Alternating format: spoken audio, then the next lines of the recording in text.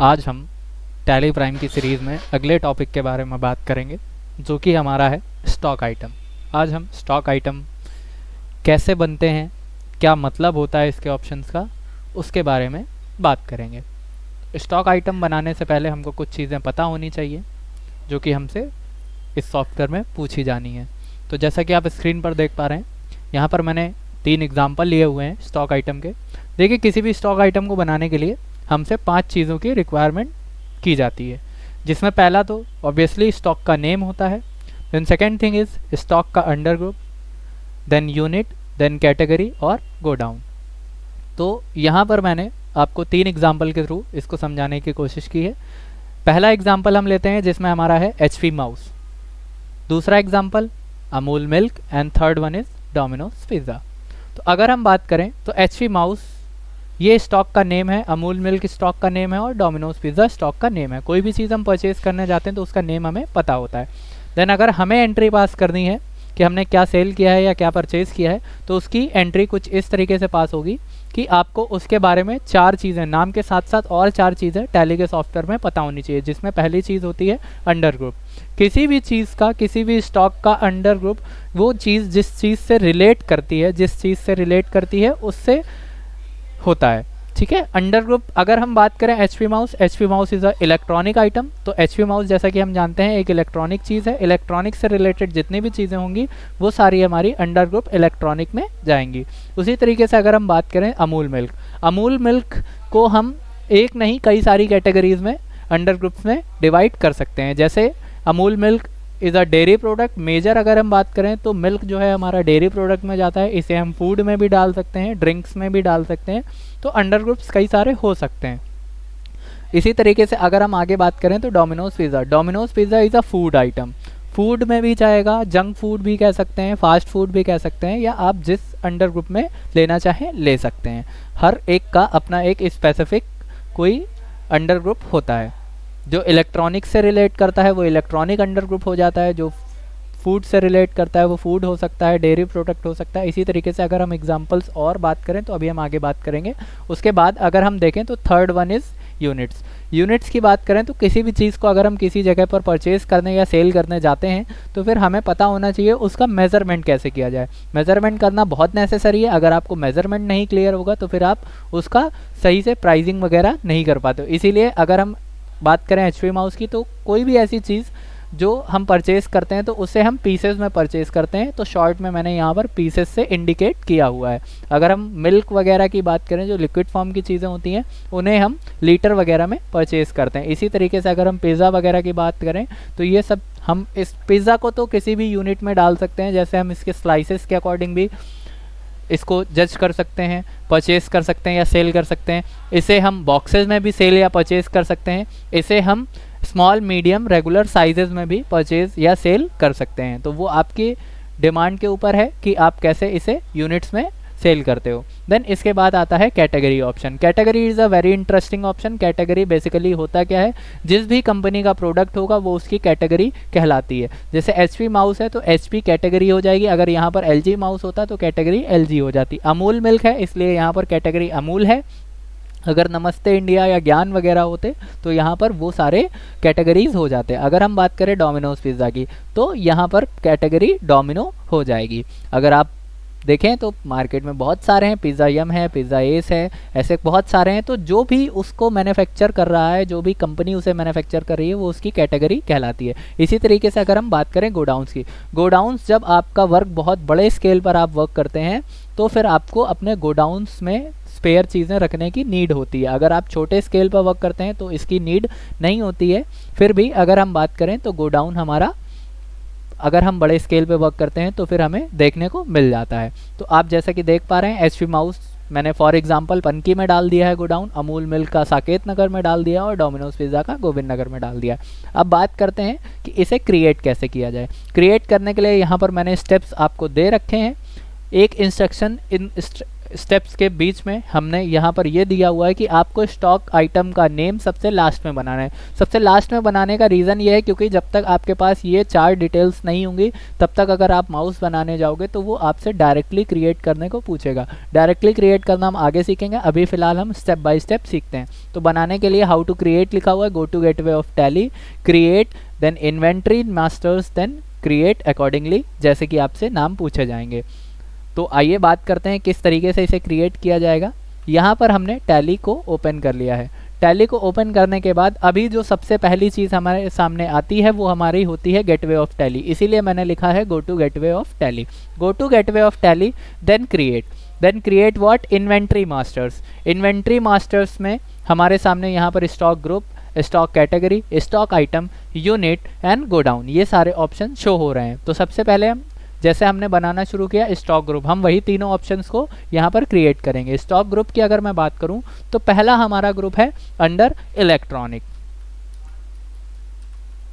Under electronic, then इसमें किसी भी तरीके का और कोई चेंजमेंट नहीं करना है। ये सारे ऑप्शंस के बारे में हम आगे जानेंगे। पहला हमने अंडर ग्रुप बना लिया है stock item, then the second one is electronic, then second one is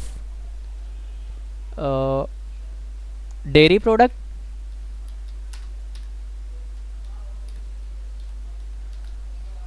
then इसे एक्सेप्ट करवाएंगे और इसे एक्सेप्ट करवाने के बाद third one is junk food.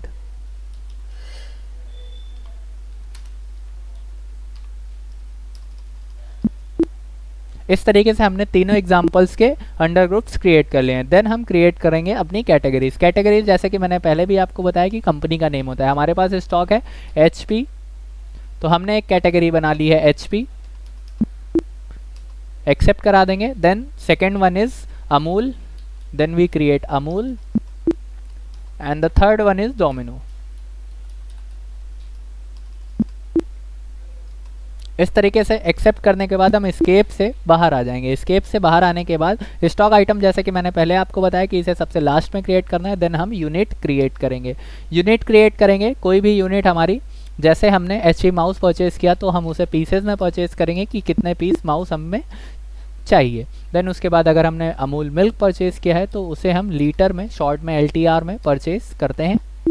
Then the third one is Domino's pizza, जिसे हमने यूनिट बॉक्स में डाला हुआ है।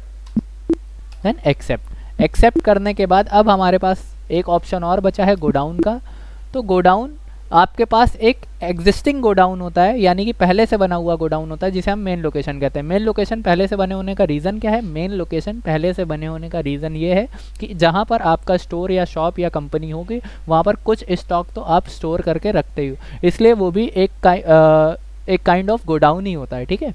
लेकिन हम अलग से, अगर हमारा स्केल बड़ा है तो हम अलग अलग गोडाउन्स अलग अलग जगह पर रख सकते हैं। तो इसलिए यहाँ पर आपसे पूछ रहा है, do you want to alter main location और क्रिएट अ न्यू गोडाउन। आप क्या करना चाहते हैं? आप अपनी पुरानी लोकेशन जो पहले से बना हुआ उसे चेंजमेंट करना चाहते हैं, उसमें चेंजमेंट करके स्टॉक फिलअप करना चाहते हैं, या फिर आप न्यू क्रिएट करना चाहते हैं। मैं जैसा कि करता हूँ न्यू क्रिएट, हम न्यू क्रिएट पे जाएंगे तो यहाँ पर हम गोडाउन्स को क्रिएट कर पाएंगे। जैसे मैंने लिया हुआ है 3 गोडाउन्स, मैंने पनकी लिया हुआ है, पनकी के बाद मैंने लिया हुआ है गोविंद नगर,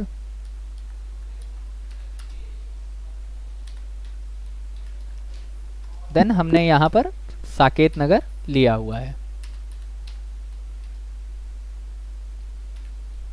ओके, इस तरीके से हमने अपने गोडाउन्स को क्रिएट कर लिया है।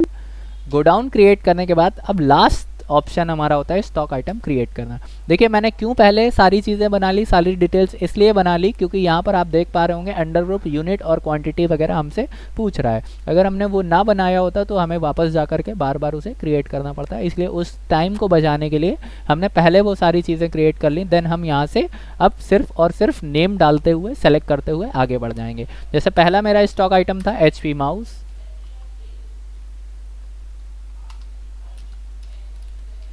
ठीक है। HP माउस अंडर, जैसे कि मैंने पहले भी बताया, अंडर ग्रुप यानी कि जिससे रिलेट करता है। HP माउस इलेक्ट्रॉनिक से रिलेट करता है, इसलिए इलेक्ट्रॉनिक। यूनिट इसका पीसेस, HP माउस वगैरह ये हम पीसेस में परचेज करते हैं। इन ऑप्शंस को अभी छोड़ देते हैं। फिलहाल हम यहाँ क्वांटिटी की बात करेंगे, कितने पीस ऑफ माउस आप परचेज कर रहे हैं। फॉर एग्जाम्पल मैंने 100 पीस माउस परचेज किए हैं। कौन से गोडाउन में परचेज कर रहे हैं? देखिए आपका मेन लोकेशन ऑलरेडी आ चुका है, तो आप चाहें तो इसे अलग अलग गोडाउन में भी परचेज कर सकते हैं, अलग अलग गोडाउन में भी स्टोर करा सकते हैं। सिंगल गोडाउन में स्टोर कराना है, सिंगल गोडाउन में स्टोर कराएं। जैसे कि मैं यहाँ पर पहला जो स्टॉक है सिंगल गोडाउन में स्टोर कराता हूँ। मैंने 100 के 100 पीसेस पनकी में स्टोर करा दिया। अब यहाँ पर आपसे पूछ रहा है रेट कितना है, मैंने कहा 150 ईच माउस। ओके, इस तरीके से मैंने इसे एक्सेप्ट करा दिया। एक्सेप्ट कराने के बाद अब अगर हम बात करें तो सेकेंड स्टॉक की हम बात करते हैं, जो कि है हमारा अमूल मिल्क। अमूल मिल्क हमारा एक डेयरी प्रोडक्ट है, इसलिए डेयरी प्रोडक्ट ये हमें लीटर में मेजरमेंट करते हैं तो हम यूनिट लीटर डाल देंगे। और इसके बाद मैंने कहा 100 लीटर्स हमारे पास अमूल मिल्क है, जिसमें से हमारा साकेत नगर में, या फिर हम चाहें तो हाँ साकेत नगर में मैंने कहा 56 लीटर्स हमारा साकेत नगर में, जिसकी कॉस्टिंग 65 रुपीज़ पर लीटर है।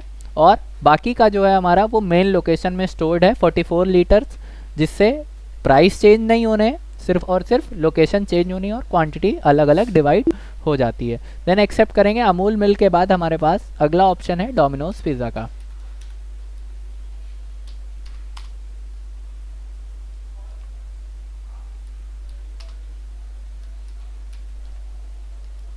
डोमिनोज पिज़्ज़ा हमारा एक जंक फूड है या फास्ट फूड है, हम इसे जंक फूड या फास्ट फूड में सेलेक्ट करते हैं। इसे हम बॉक्स में मेजरमेंट करते हैं, इसलिए बॉक्स ले लेंगे। बॉक्स लेने के बाद मैंने क्वांटिटी ले ली 100। फॉर एग्जांपल ये हमारा गोविंद नगर में स्टोर होता है, तो हमने इसे गोविंद नगर सेलेक्ट किया। अब चाहे तो आप पूरा का पूरा एक ही जगह पर स्टोर कर सकते हैं, या फिर आप मल्टीपल लोकेशन पे स्टोर करना चाहते हैं। तो मैंने कहा 80 पीस हमारे गोविंद नगर में स्टोर्ड हैं, जिसकी प्राइस 450 पर बॉक्स है। और हम बाकी का मेन लोकेशन पे स्टोर करा देते हैं 20 बॉक्सेस, जिसकी कॉस्टिंग 450 पर बॉक्स है। इस तरीके से आपने अपनी स्टॉक आइटम को क्रिएट कर लेना है। स्टॉक आइटम क्रिएट करने के बाद अब बात करते हैं कि हमारे पास जो स्टॉक रिमेन है उसे हम कैसे चेक करें। तो कभी भी स्टॉक का आपको समरी देखना हो, स्टॉक के बारे में कोई क्वेरी करनी हो, तो उसके लिए आपको देखना है go to gateway of Tally, then stock summary, then enter. इस तरीके से आपको डेयरी प्रोडक्ट का जो है वो कितना है, इलेक्ट्रॉनिक का कितना है और जंक फूड का कितना अमाउंट के प्रोडक्ट पड़े हुए हैं वो आपको शो हो जाएगा। आप एंटर करके इसके अंदर जा सकते हैं, जिससे आपको डेयरी प्रोडक्ट में हमारे पास क्या क्या है। अभी अमूल मिल्क है, अगर और भी प्रोडक्ट होते तो हमें यहाँ पर उनकी लिस्ट दिख जाती। और इसी के साथ साथ अगर हमें इलेक्ट्रॉनिक्स के चेक करने हैं तो हम इलेक्ट्रॉनिक्स में चेक कर सकते हैं। HP माउस हमारे पास अवेलेबल है, HP माउस इस तरीके से दिख रहा है। और जंक फूड अगर चेक करना है, इस तरीके से आपको जंक फूड दिख जाएगा। और भी कई सारे ऑप्शंस होते हैं जिससे आप कंबाइन रिपोर्ट ना देख करके शॉर्ट रिपोर्ट चेक कर सकते हैं, जिसके लिए go to gateway of Tally, then display more reports, then go to inventory books and enter. इस तरीके से आप स्टॉक आइटम चेक कर सकते हो, जिसमें हमारा अमूल मिल्क है जो कि इस तरीके से शो कर रहा है, डोमिनोज पिज़्ज़ा या फिर HP माउस। अगर आपको गोडाउन वाइज रिपोर्ट चेक करनी है तो आप गोडाउन वाइज रिपोर्ट चेक कर सकते हो। अगर आपको गोविंद नगर के गोडाउन में स्टॉक देखना है तो गोविंद नगर के स्टोर में हमारे पास जंक फूड 80 बॉक्सेस पड़ा हुआ है, जिसमें डोमिनोज पिज़्ज़ा है। और अगर हम बात करें तो हमारी मेन लोकेशन में, मेन लोकेशन जैसे कि मैंने क्रिएट किया था, मेन लोकेशन ऑटोमेटिकली क्रिएटेड होता है, जिसमें हमारा डेयरी प्रोडक्ट 44 लीटर और जंक फूड 20 बॉक्सेस पड़ा हुआ है। इसी तरीके से आप पनकी और साकेत नगर की भी रिपोर्ट चेक कर सकते हैं। ये आप गोडाउन वाइज रिपोर्ट चेक करने के लिए यूज़ करेंगे।